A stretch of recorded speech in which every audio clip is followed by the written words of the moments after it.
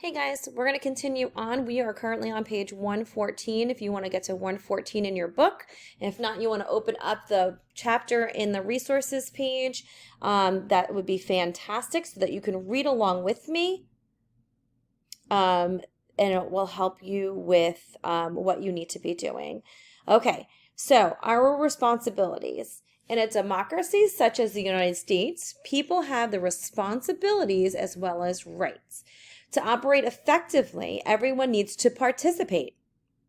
Voting is both a right and a responsibility. So we just voted in an election, and it was our right and our responsibility to participate in that vote so that we can elect the president that we feel is the best. So again, our opinions are going to be different during this process, and that's okay. Everybody's opinion counts. And the way that we can make that opinion count is by voting.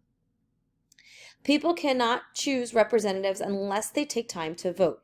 Voters should learn about the candidates. Candidates are people who will run for a position in government.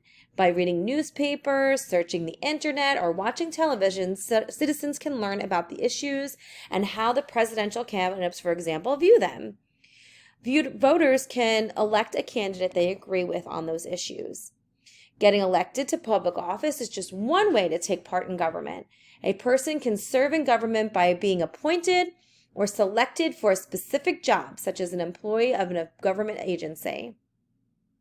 Americans also have a responsibility to obey laws. Otherwise, our communities can become more dangerous and disorderly.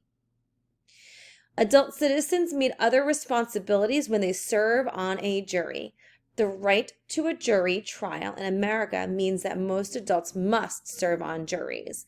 So if there's ever a trial, and a lot of times they require a jury, they'll send little notices in the mail for the citizens of the United States to serve on this jury. And then what they do is if they're selected, they're able to listen to the entire trial and then decide whether or not the person is guilty or innocent. And then they go from there. And it's not just one person, it's a bunch of people. It's usually 12. Paying taxes is another responsibility. A tax is the money that the government collects to pay for services such as roads, parks, schools, police, and the court. Federal law requires us to pay income tax on the money we earn.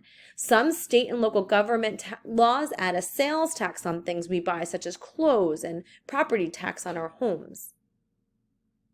So when we go to the store and when we buy, I don't know, sneakers or something like that, usually there's no tax on those because those are necessities. Those are things that we need. But if we go and we buy a PS4 or a PS5 or a remote control for those game systems, those are not a necessity. Although I know some of you guys are gamers, so it's a necessity to you. That doesn't necessarily mean it's a necessity to everybody. So based on that, they're going to tax it. And that is how the government makes their money. My citizen to-do list. So you want to think about, when I'm 18, my responsibilities include, what are your responsibilities? Think about, when I'm older, I can keep my community strong by, what can you do to keep your community strong? And then you also want to think about how you can help others in your community. What else can you do to help others in your community? All right, let's keep reading. So people also have a civic responsibility to take part in their community. Civics is the study of the rights and responsibilities of citizens. Being active in their community, people make sure their homes, towns, and cities are good places to live. For example, when it snows, people should shovel the sidewalks in front of their homes.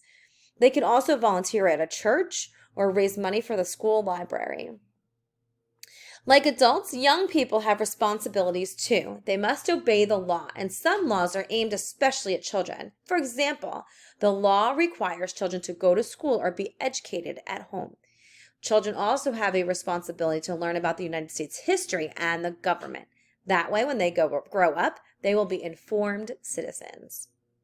At school, students can take part in making the rules for their school. For example, groups of students have helped start recycling programs.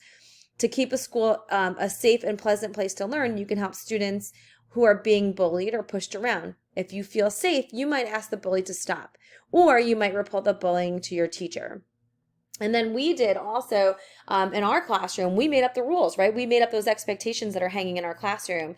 Or if you are at home learning virtually, came up with a bunch of different ideas as to what our expectations are while we're in class. So by doing that, that is our responsibility to make sure that we follow those rules or expectations. All people, whatever their age, have a responsibility to treat others with respect. This includes people who are different from you. In a strong, healthy democracy, all people benefit from a society that they themselves work to create and improve. So go on to the slides that you created that are attached to the assignment and go ahead and answer those questions. You're going to use this video and also your book to answer those questions. Make sure that you fill them out, because if you don't, you won't be able to use them for the quiz or the test, okay? Have a great day.